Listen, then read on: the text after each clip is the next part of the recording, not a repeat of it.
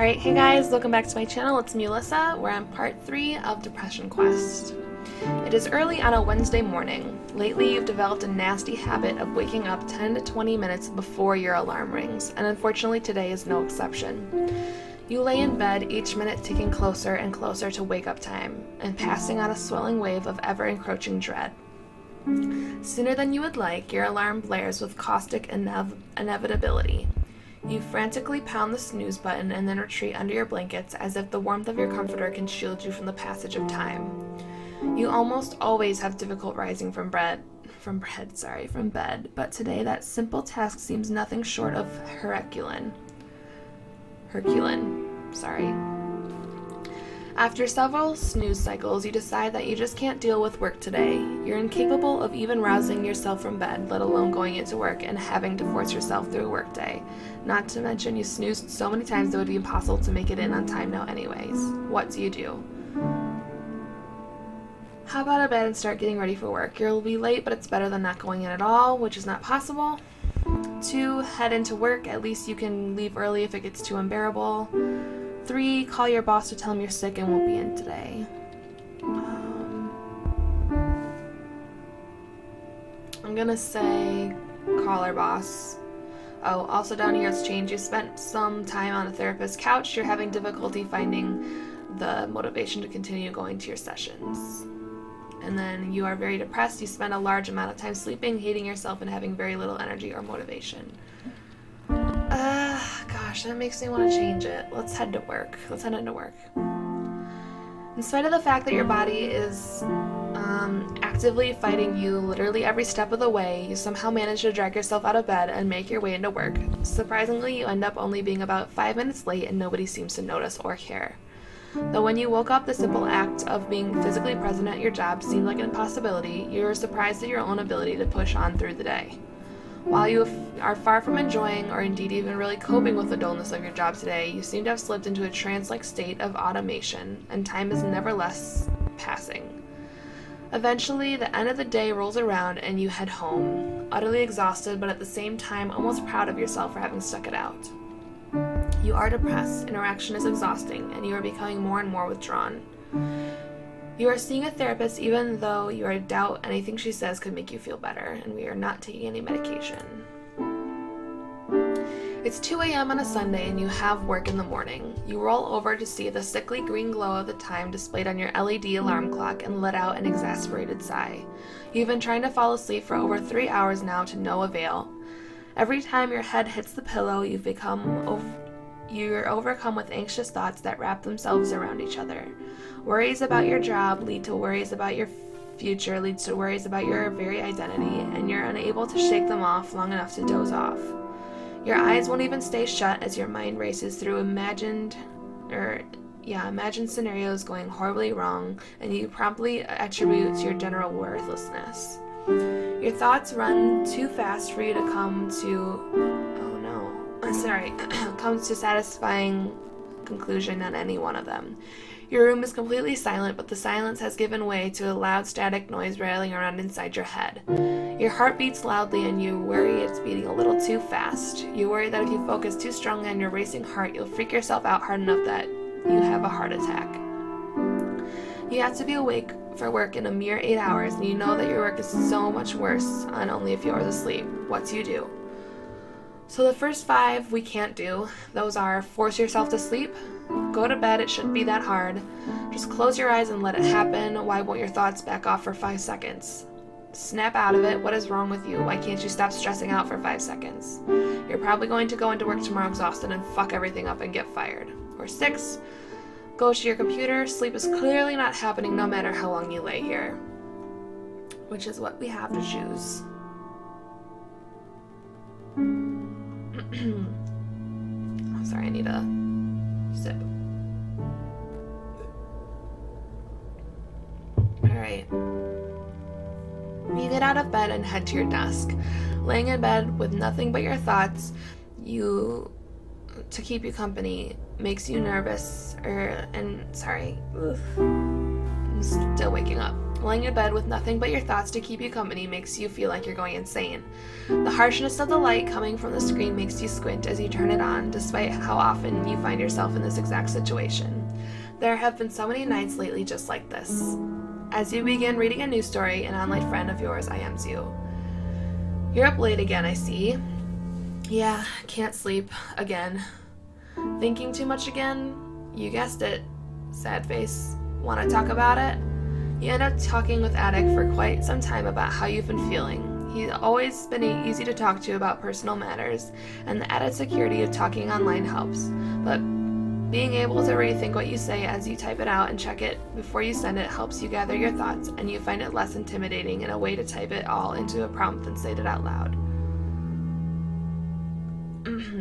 He says, I don't want to be that guy who thinks they can diagnose something because I read a Wikipedia article, but it kind of sounds like you might have depression. You should go talk to someone about that, like a doctor. You pause. Are you really that transparent, or is it that you've gotten used to talking about your depressions or your feelings at this point?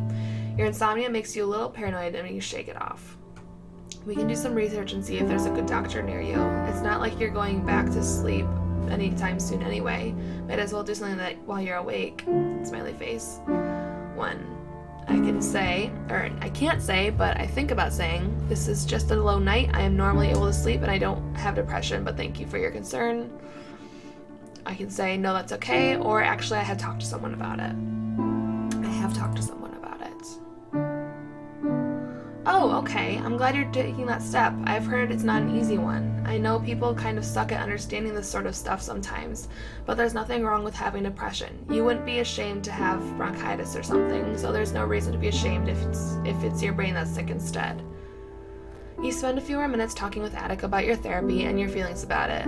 He's incredibly supportive, and you're happy to find that you have a confidant that understands your illness and is willing to lend an ear when you're having nights like this. A little while later, you fall back into bed, kitten in tow, and find it easier to drift off to sleep. Even in therapy, you know you're still going to have nights like this sometimes. It's good to know you have a friend who will carry you through them.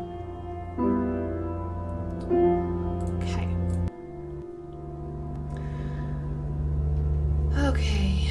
Oh, I forgot to start my timer. Let's just start it now. Okay. It's a chilly Thursday night, and you've just gotten off work. This has felt like one of the longest days you've faced in recent memory. Even though nothing exceptional had happened, a ton of minor things kept going wrong, and coworkers had tried your patience throughout the day. You considered leaving work early, but the last thing you want to do was deal with your insufferable boss on top of everything else. You're lost in thought as on the commute home, and your feelings of frustration, both with your life and the world around you, build as you run into minor annoyances like someone bumping into you really hard as they walk by. By the time you get home, you're exhausted, and remember that these feelings were ones you identified as the negative feedback loop with your therapist. These pent-up feelings aren't dying down and are eating at you. You open your front door and stare at your apartment. An overwhelming feeling of exhaustion overcomes you, and you feel like your energy levels are low enough that you'll likely settle into a single activity tonight. What do? 1. What we thought about doing. Just shake off your bad mood and do something fun for the rest of the evening. Reach out to someone close to you. Don't burden anyone with your problems. Distract yourself. We're going to reach out to someone close to me. Your head feels too noisy and you need to trade it for some actual conversation. Your therapist did say it was important to reach out to your support network, so you might as well give it a shot. Who do you call? Not our coworker Sam, even though he's friendly enough and could be a distraction. Our mother, she's unconditionally loves me, even though she doesn't always understand. Alex, she's my girlfriend. Malcolm, he's family and would be fun to talk to. Let's call Alex. You dial Alex, who picks up after only 2 rings. You ask if she has time to talk, and she tells you she's hanging out around in her PJs and is actually somewhat bored for once due to being caught up on her coursework. You try to figure out where to start with how you're feeling and are overcome with missing her face. You ask if she feels like grabbing some dinner, and you notice her barely contained surprise and delight on the other end of the line. You meet about half an hour later at an inexpensive diner not far from your apartment. While the food is not great, you're surprised by how much your mood seems to have elevated just being in her company.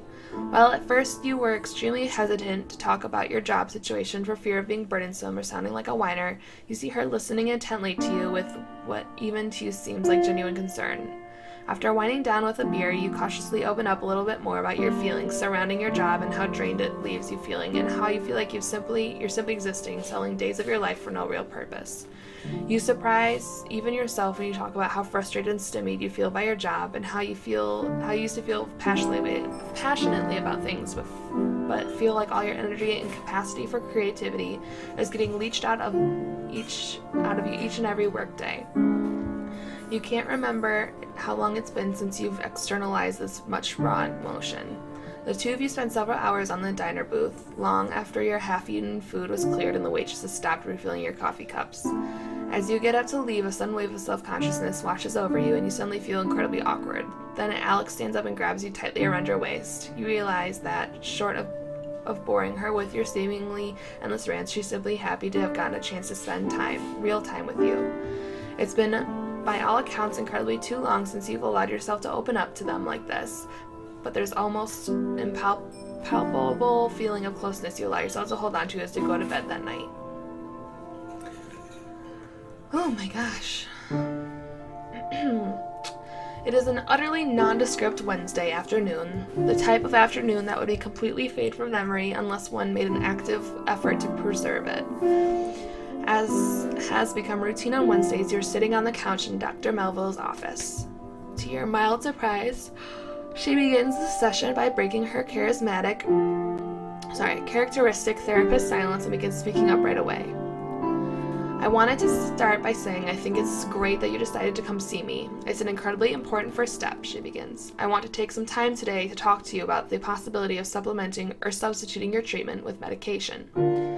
The mention of medication makes your ears perk up and your heart starts racing.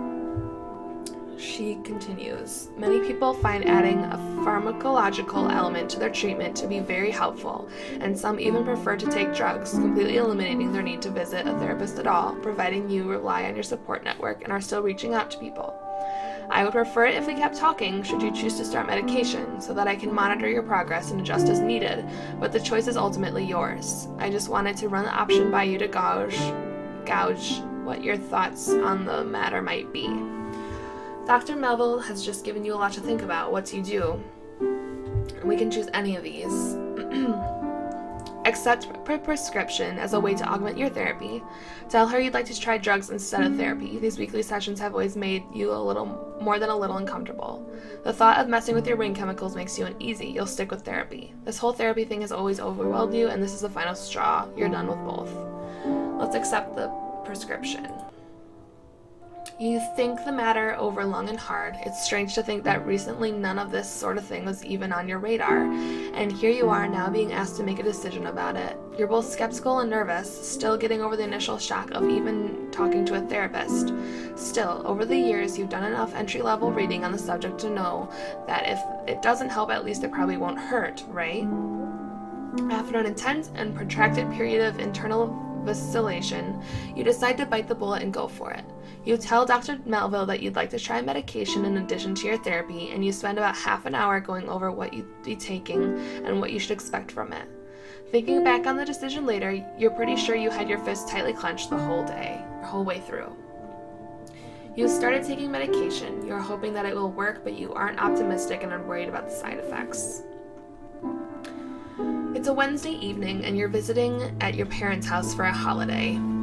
It's one of the handful of times during the year that you drive out to visit your old hometown, and you've seen random people you had gone to school with around town. Whenever bumping into them, the usual short versions of what you've done since graduating are exchanged. You've gone through a few of these today and have been very aware of how much you feel you haven't accomplished. When you were in high school, you had much larger plans, and you feel like you've failed to manifest most of them.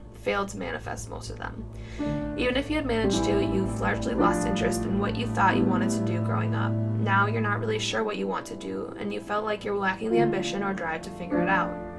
Everyone you've caught up with seems still much happier than you, like they've got their lives all figured out, and you've kind of been feeling like a failure by comparison. Your brother Malcolm arrives with his wife in a tow shortly before you all sit down to dinner. He's been traveling for his job lately, and you haven't seen him since the day he picked you up from the dentist. Your parents haven't seen him since before then.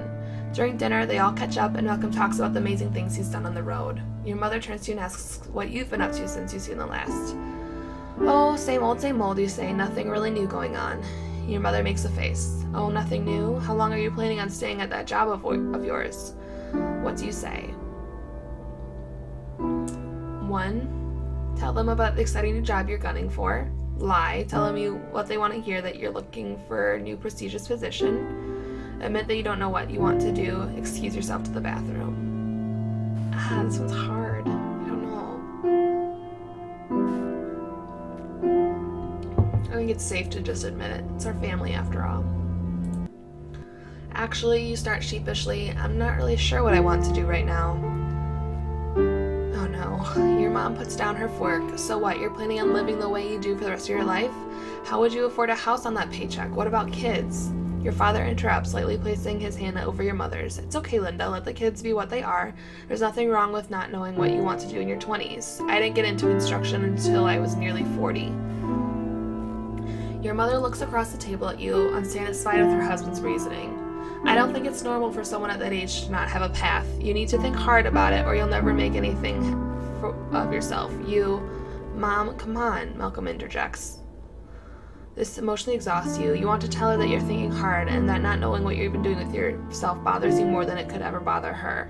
That sometimes it feels like you're lost in the woods and that if you were to drop dead in your apartment, the world wouldn't notice. You want to make her understand that more often than not, you feel like an alien, like there isn't anywhere in this world that feels like a place you belong, and that you have no idea how to fix it or what to do.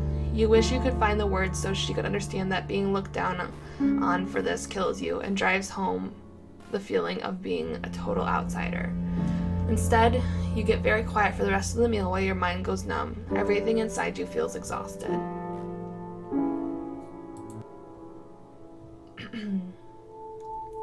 It's a rainy night.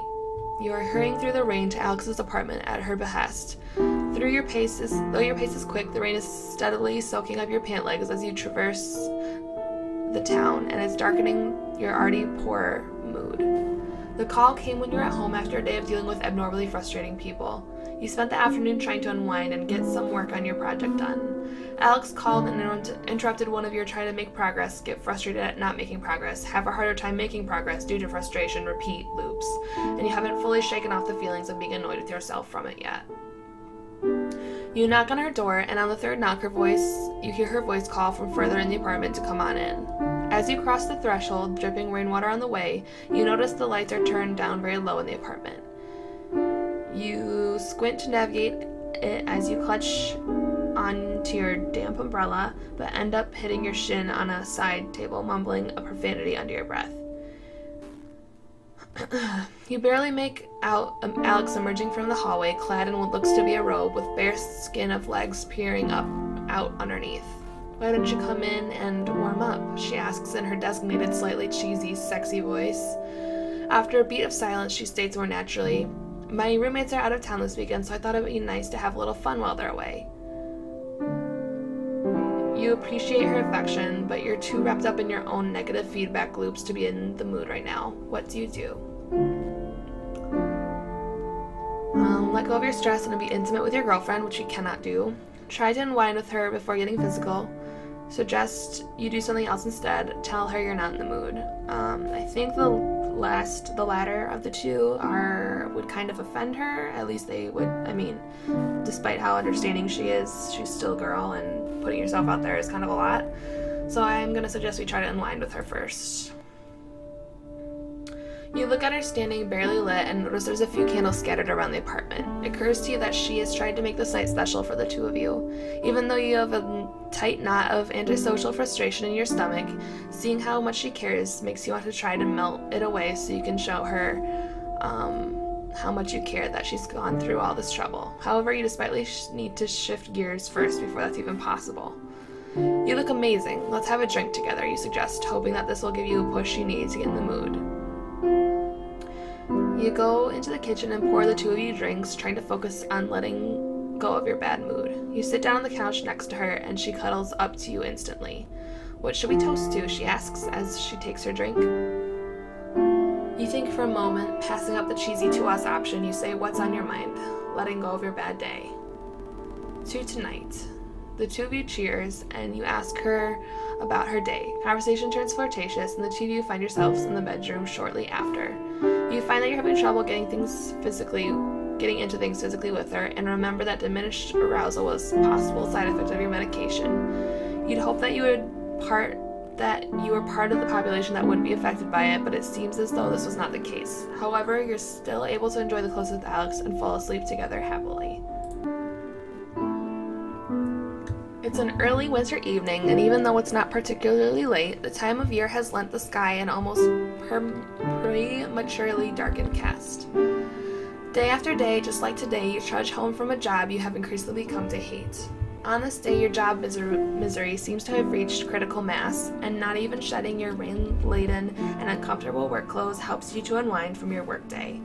You collapse onto your couch, blank and numb, while your job always seemed to be an unpleasant reality of existence. It was a position you sort of fell into unexpectedly, never intending to work there long term, and it's getting harder and harder to keep it up. While it's certainly not your dream job, you've always just sort of stuck it out of necessity before, and it's become increasingly hard or difficult to do that. Though you couldn't even begin to imagine what else you could do, you find yourself face to face with a question you just can't ignore. Is your complacency worth the price of this level of misery? What do? 1. Get proactive. Polish off your resume and start looking for other jobs to send feelers out to. Can't do that. 2. Try and at least be productive by focusing your efforts on your project tonight. 3. Aimlessly look through classifieds for another job. 4. Turn on the TV and let your mind go blank. Let's try to at least be productive. And I need a sip.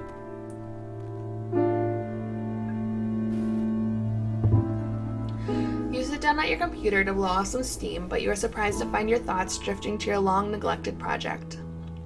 You talk yourself into opening it up and taking a look for the first time in what must be weeks. For whatever reason, your anger that you've been feeling towards your day job seems to have converted to pure passion, and you seem to be overflowing with ideas tonight.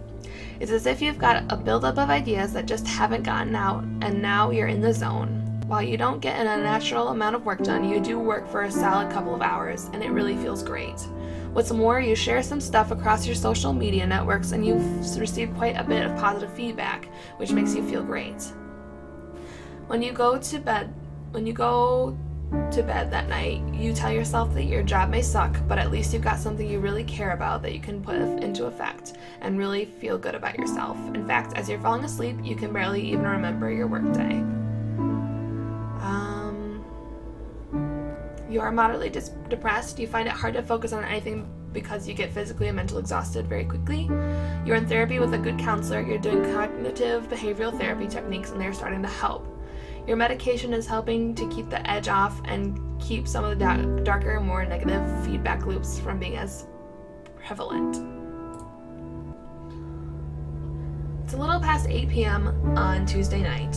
You're at your computer, frustration levels peaked, rubbing your eyes and sighing heavily. You're working on a project from your job that has you stretched to wit's end, trying to meet a looming deadline, and it looks closer and closer. You're seriously doubting your ability to get it done. You've dragged your feet a little at work due to your complete lack of energy lately, in spite of wanting to do a good job.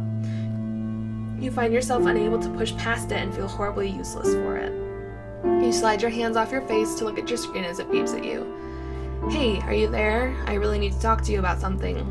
You feel like you're getting nowhere with your current task and could probably use a break. However, you know that you have a history of getting distracted and then losing motivation to pick something up again and afterward. What do you do? Multitask, we can't do that. Tell Attic we're busy, try to regain your focus, don't answer. We need to answer him. Answer Attic. You're feeling like you've been hit by a brick wall with your tasks, so why not take a break and help out a friend? Hey, what's up? Oh, good, you're there. I just found out I got cheated on. I don't know what to do. Oh no, that's horrible. The two of you talk for a long time, and you lend a shoulder to your friend. You give him a space to rant, to cry, and most importantly, be able to voice his inner turmoil. You give him your full attention and talk him through what his options are for what he does next. You keep him from doing something rash, and the two of you decide it's best for him to sleep on it before doing anything. Exhausted, he departs her bed and thanks you for being there to talk to him. As you close the I am window, you feel horribly sorry for your friend, but happy that you were able to help. It serves as a tangible reminder to you that you're capable of being useful to someone instead of solely being a mess that needs everyone else's help. You boot up your work project and find that you're suddenly able to get some solid progress done on it that night. Okay, next. It's a sunny Saturday afternoon. You're in a deep thought on the way home from therapy. However, you notice this time that you're not in the same negative feedback loops you usually get trapped in when being this introspective. You realize that although you still have your bad days, your lows aren't quite as low as they used to be. Your antidepressant bottle rolls across your dashboard as you take a left turn. You've been on this medication for quite a while now after a period of trying a few different kinds. Though you still have minor side effects, they've overall become an unnoticed part of your life. You feel as though your life has generally changed for the better recently. You begin to wonder if you needed them anymore. You don't feel as much despair or hopelessness, and you hate yourself a lot less these days. Maybe it's time to stop taking these, you think. I seem to not really need them anymore. What do? Continue taking them. Continue taking them. If you stop taking antidepressants without weaning off of them first, and without being sure that you're ready, you can lead to suicidal thoughts. So definitely we need to continue.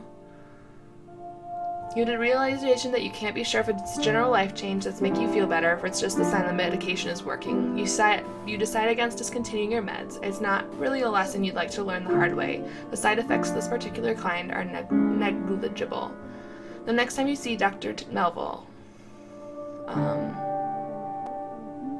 she informs you that this is a common train of thought that people who have begun using medication to help them manage their depression experience, and that you've managed to dodge a bullet because it generally ends poorly. She also asks you to talk to her first before making any decisions about your medication in the future. Boom.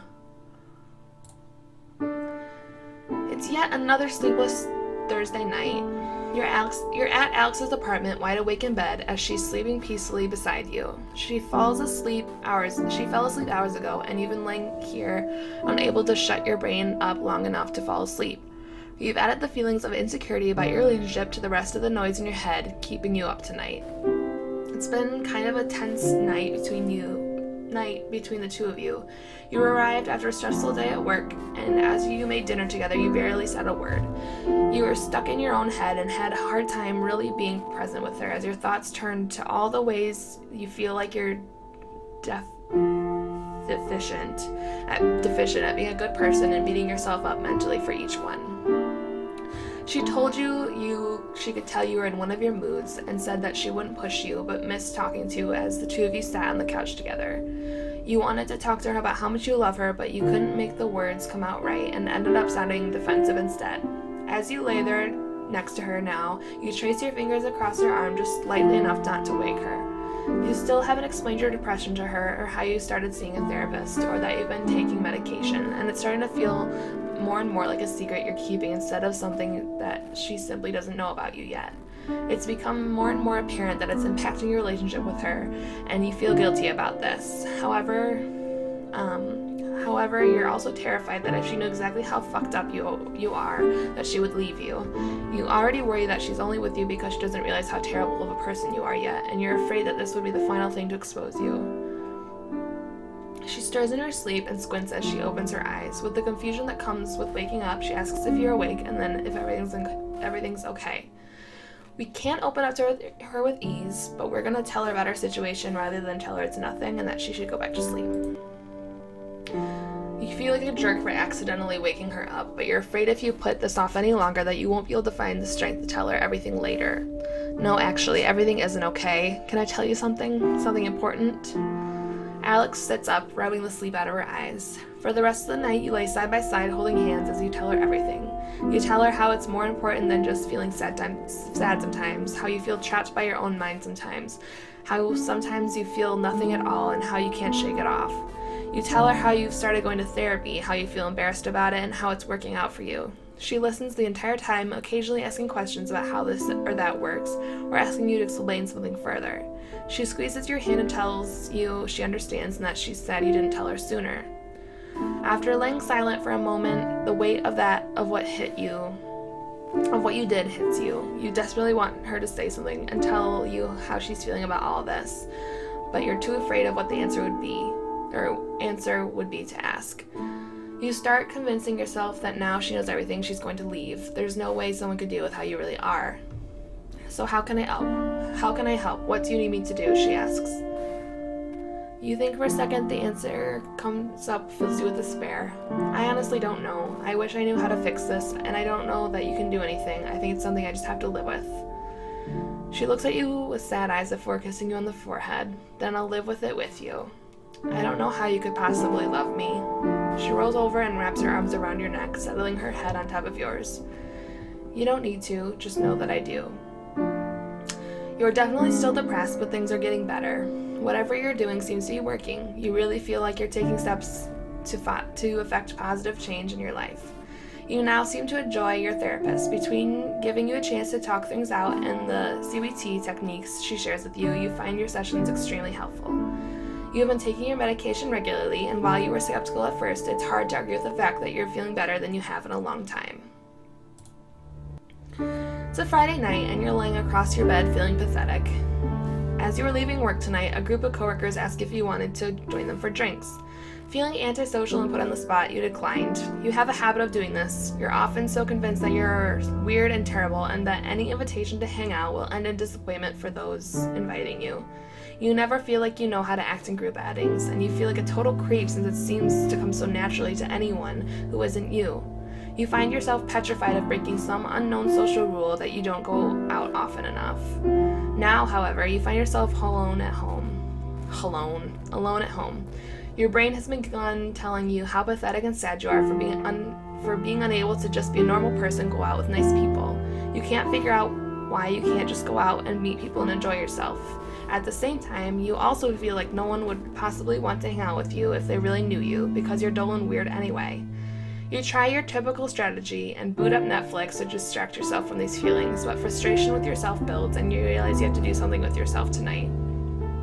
Anything else to take your mind off of how awful and lonely you feel right now? What do? Get over it and go out to the bar where your coworkers are hanging out anyway. We don't do that. See if Attic is online, call Alex, drink, go out somewhere alone, play with your cat. We're gonna call Alex. Okay, we're gonna call Alex, but at this moment, I'm going to end this session because it's been about 25 minutes.